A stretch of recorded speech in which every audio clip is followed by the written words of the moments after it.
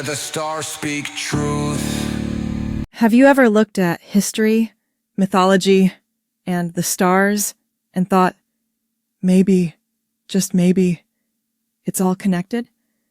Have you ever wondered if America's economic trajectory, its decline, its revival, was not just political strategy, but destiny coded in whispers from the stars? Welcome to Beyond the Headlines, brought to you by Geopolitical Observations.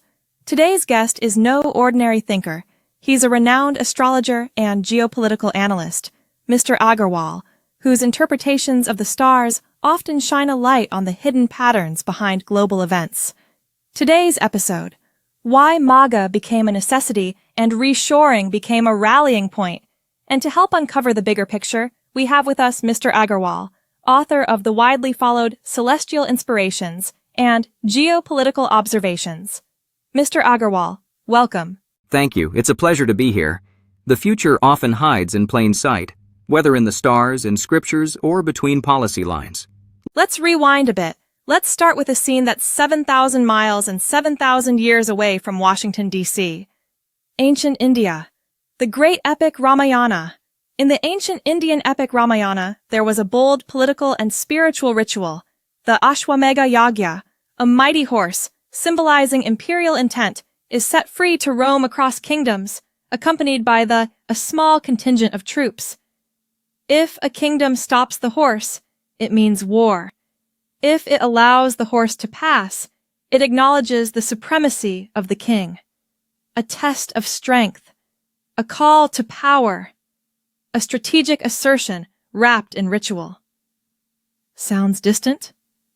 Well, hold that thought, because Mr. Agarwal draws a startling parallel. Could the Trump Tariff Plan be the Ashwamegha Horse of modern economics? Absolutely. Think of the tariffs as the modern-day Yagya horse. When the U.S. imposed tariffs, those who complied were allies. Those who resisted faced pressure, consequences, or retaliation. These were not random economic shocks, but symbolic moves, testing boundaries, loyalty, and strength. It wasn't just trade policy.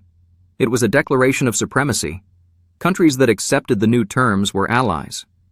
Those who resisted faced economic pushback, new wars, but with spreadsheets instead of swords. Absolutely. Think of the tariffs as the modern-day Yagya horse. When the U.S. imposed tariffs, those who complied were allies. Those who resisted faced pressure, consequences, or retaliation. These were not random economic shocks, but symbolic moves, testing boundaries, loyalty, and strength. It wasn't just trade policy. It was a declaration of supremacy. Countries that accepted the new terms were allies. Those who resisted faced economic pushback, new wars, but with spreadsheets instead of swords. And what about Make America Great Again? Was it just a slogan, a chant, or was it something deeper? It was the continuation of a process started decades earlier. It began in the 1980s. America was facing rising labor costs, unrest, and global competition. Influential think tanks, futurist groups, and strategists quietly advocated a painful pivot: offshore manufacturing. The idea? Let developing nations handle labor-intensive production while the U.S. reinvest domestically in automation, robotics, and high-tech systems, and earn from intellectual property and information technology to sustain the GDP. Like a phoenix retreating to the ashes, preparing for a high-tech rebirth, a pause, a preparation. You see, in the 1980s, there was a deliberate shift. Manufacturing began to move offshore, not randomly, but as part of an unspoken strategy. Wait. Are you saying there was an implicit, perhaps even deliberate plan to shut down manufacturing and bring it back 20, 30 years later? Yes. But here's the key. It was never openly declared. No official memo, no bold headline, just a shared understanding in elite economic circles.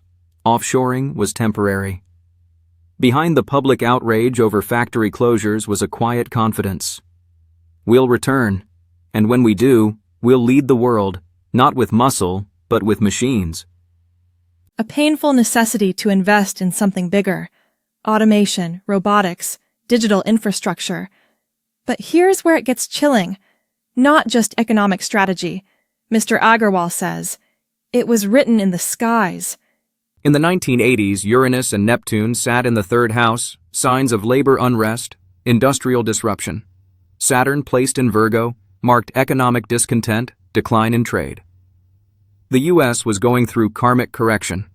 The stars mirrored the streets, and the 1980s, as we know, were brutal for American industry.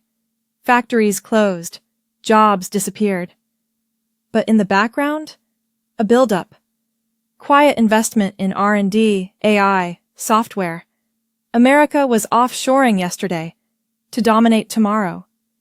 Futurists even predicted a 20-30-year pause before America would rise again through smart factories and AI-led reshoring.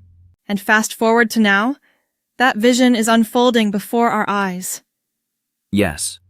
Today, robotics and digital manufacturing make U.S. production cost competitive. Reshoring isn't just happening, it's accelerating. But the stars, again, reveal more. That's wild.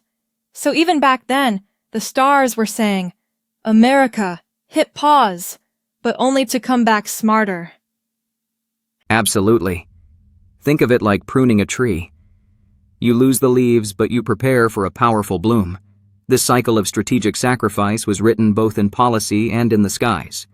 Let's talk current astrology, because this is where it gets eerie.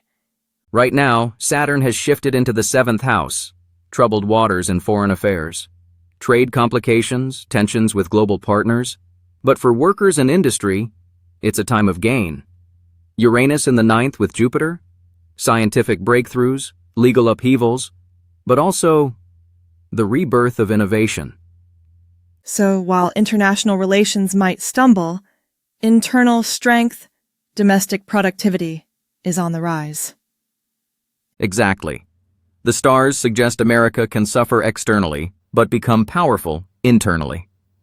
There is the karmic reward for patience, for the strategic sacrifice made decades ago. That's a mic drop. Mr. Agarwal, one last thought. What should the average listener take from this? Is it all just elite games and cosmic whispers, or can regular folks prepare too? Great question. My advice, understand the patterns. See what future the planets foretell. If you're in business, tech, manufacturing, prepare for the next wave. Robotics, predictive AI, geopolitics based on trade lanes and energy, not ideology. And yes, listen to the stars. Not for superstition, but for strategy. There you have it. The Ashwamegha Horse, the stars, the silence before the storm. This wasn't just about slogans. It's about cycles, the ones we ignore, and the ones shaping our future. Mr. Agarwal, thank you so much for sharing your expertise with us today. It's certainly given me a lot to think about, and I'm sure our listeners feel the same way. My pleasure. Thank you for having me. Once again, the stars don't lie. They whisper to those who listen. This has been Beyond the Headlines with Mr. Agarwal, decoding destiny through geopolitics and the cosmos. If this episode sparked a thought in you, subscribe, share, and send it to someone who thinks only economists can predict the future. Sometimes it takes an astrologer to show us the roadmap. In a world on edge, we search the sky where the stars speak truth.